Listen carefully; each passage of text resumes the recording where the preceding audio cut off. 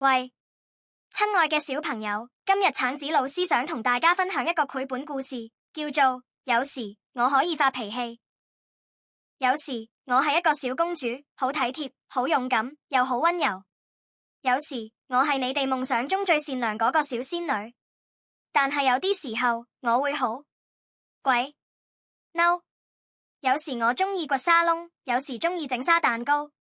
有時就算大人唔小心犯咗錯，我都會好大方，唔擺喺心。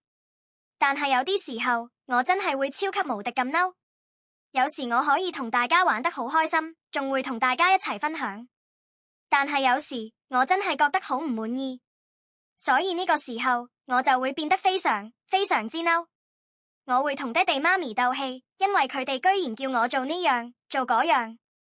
我又會同嗰啲曳曳又自私嘅男仔發脾氣，因為佢哋居然想搶走我所有玩具。我仲會同嗰個整蛋糕嘅師傅發脾氣，佢明明可以整到我最中意嘅朱古力蛋糕，點知佢居然同我講賣晒啦。呢啲事令到我大喊大叫，又嘈又鬧。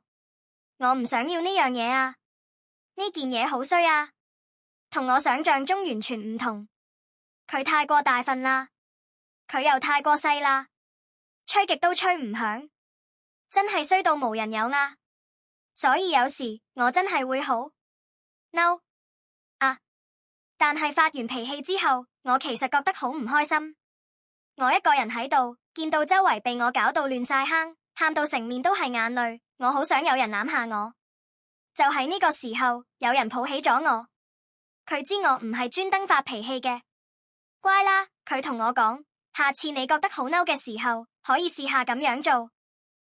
佢喺我耳邊細細聲咁教我點樣處理，跟住所有唔開心嘅感覺就慢慢消失晒啦。而家我可以同大家玩得好開心啦。睇下，我仲學識咗同人分享添。遇到唔順心嘅事，我會深呼吸，我會由1數到10，仲會唱啲令自己開心嘅歌。而家就算我真係發脾氣，都只會係一陣間咁多架咋。